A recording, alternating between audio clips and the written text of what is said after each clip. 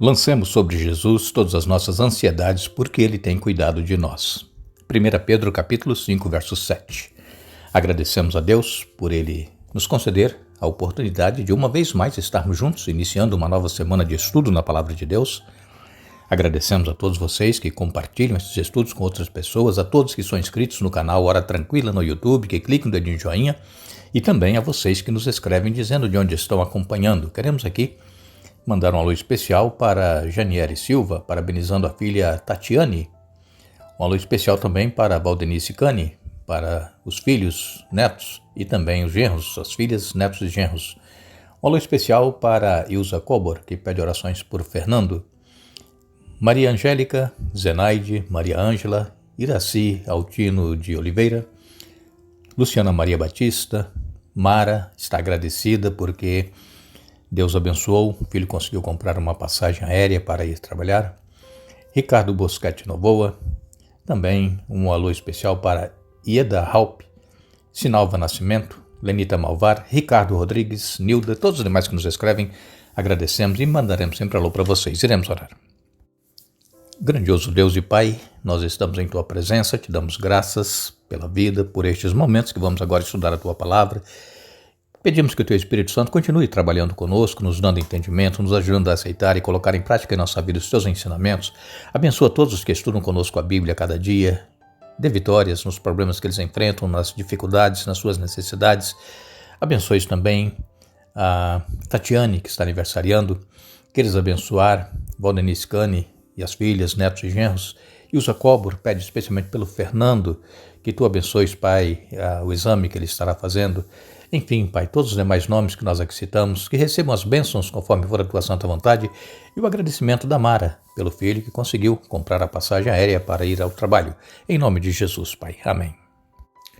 Ainda estamos na nossa série do livro de Êxodo, e lembrando a vocês que a próxima série que nós vamos estudar com vocês, Lições de Fé no livro de Josué, nós faremos algumas pequenas mudanças e agradecemos a vocês que entendem, o nosso programa, os alôs que nós mandamos, as orações e também o estudo, principalmente o estudo. Você pode comentar, pode perguntar e nós estaremos respondendo a vocês.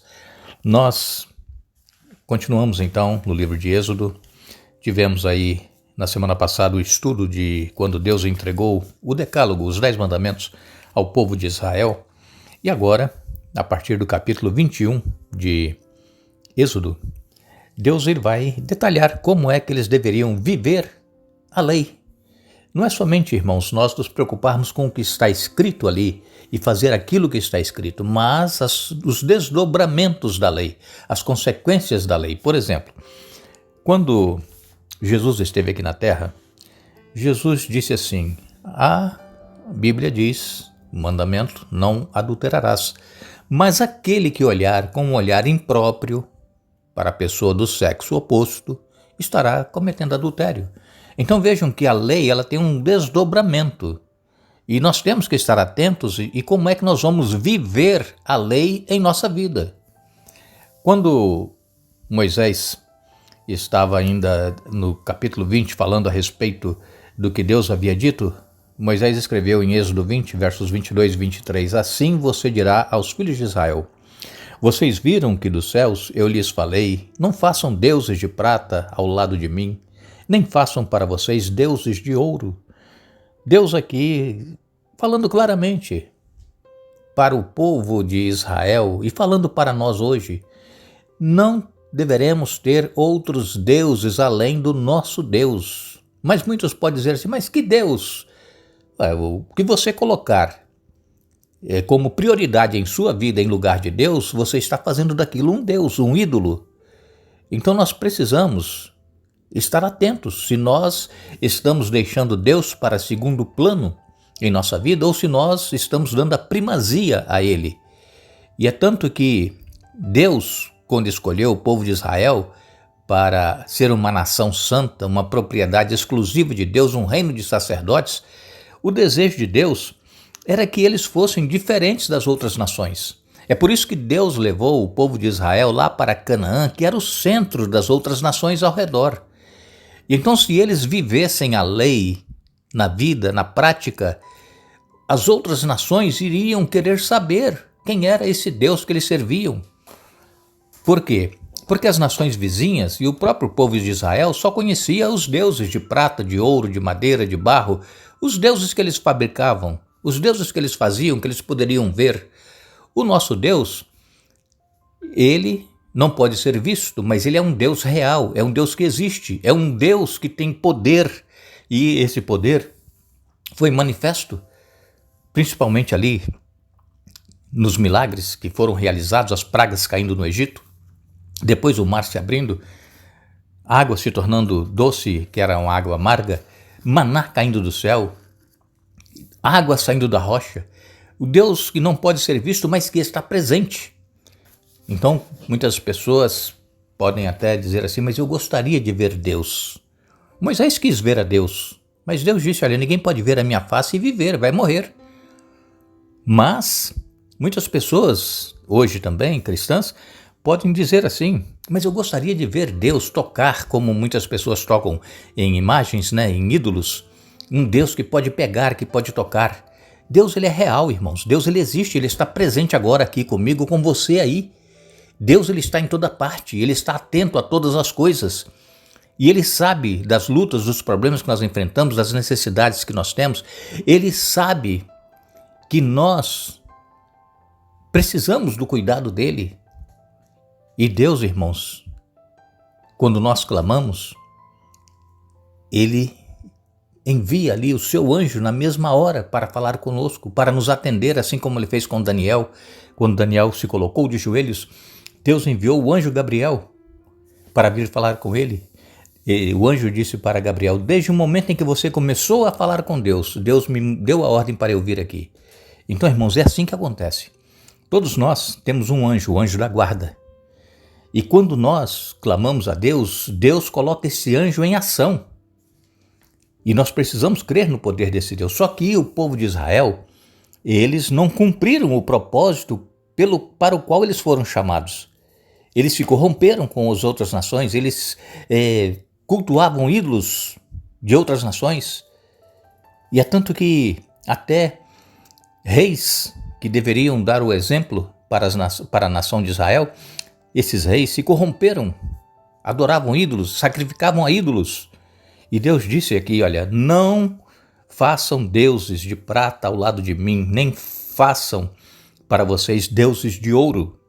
E então no capítulo 21 de Êxodo, ele tem 32 versículos, eu não vou ler todos os versículos, mas vou ler alguns para vocês entenderem qual era o código agora que Deus estava passando para o povo de Israel, o código da aliança.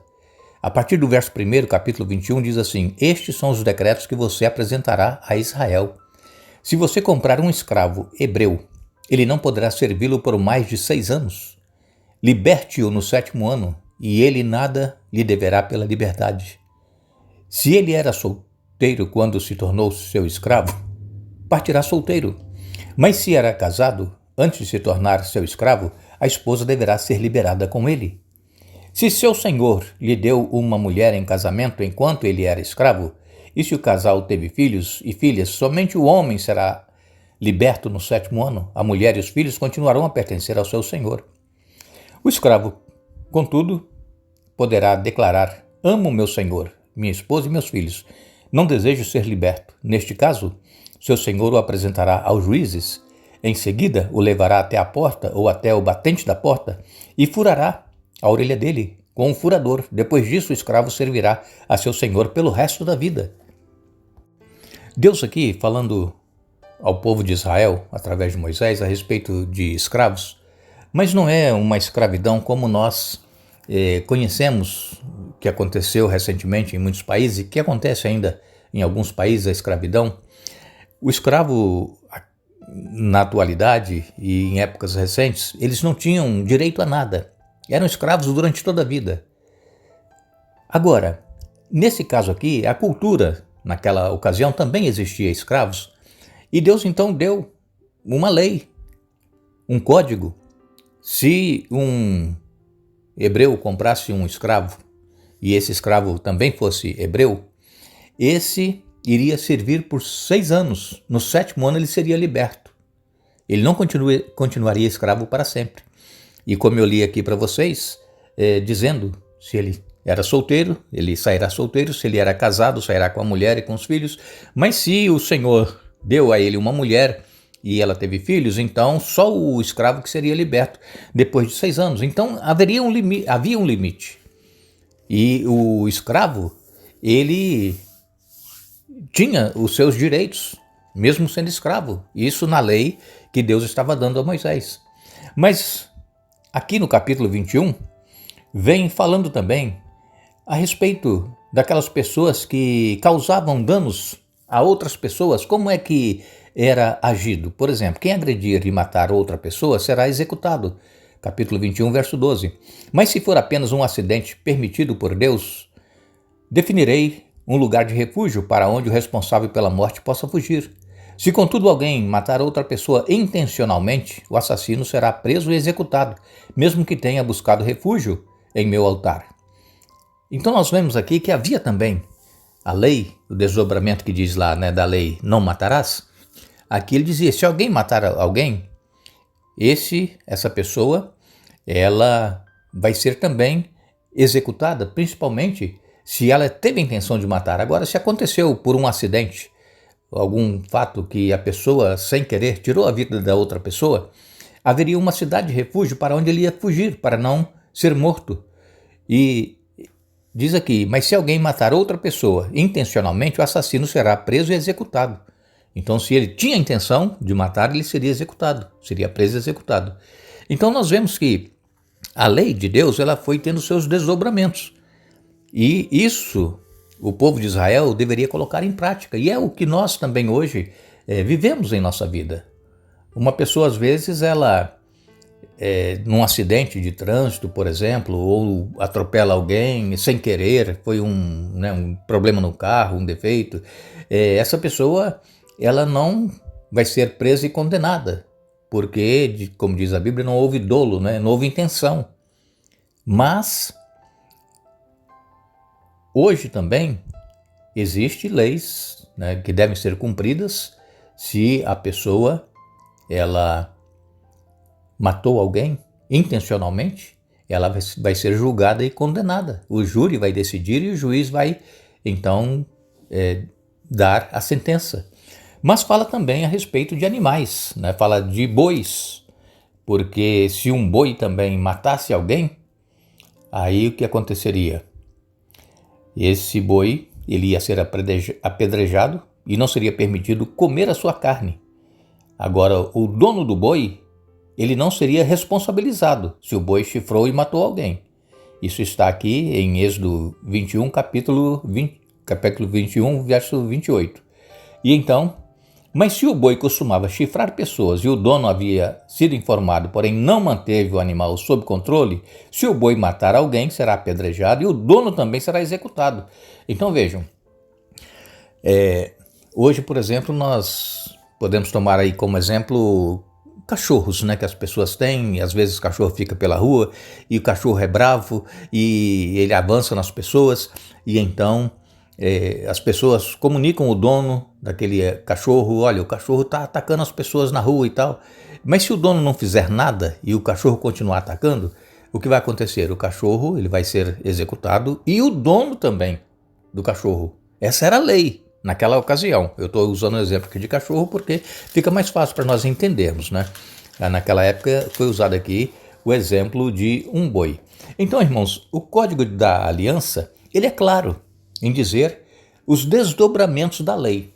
Então nós não podemos dizer assim apenas, mas eu nunca matei ninguém, porque a Bíblia diz, não matarás. Agora, se houve intenção, a pessoa tinha ódio de alguém, tinha desejo de matar alguém, no seu pensamento você já matou. Então você, perante Deus, está sendo condenado. A menos que você se arrependa daquele desejo que você teve de matar aquela pessoa, peça perdão a Deus e também procure, se tiver condições, encontrar a pessoa que você tinha ódio dela e pedir perdão. É assim que funciona a lei. A lei não é somente a letra, mas o desdobramento daquilo que nós venhamos a cometer e que estamos infringindo a lei. Nós queremos agradecer a todos vocês que estiveram conosco hoje estudando a Bíblia. Retornaremos amanhã para dar sequência ao estudo da semana, mas lembramos a todos que a Bíblia diz que a nossa pátria está nos céus, de onde aguardamos um Salvador, o Senhor Jesus Cristo. Filipenses capítulo 3, verso 20. Que Deus nos abençoe.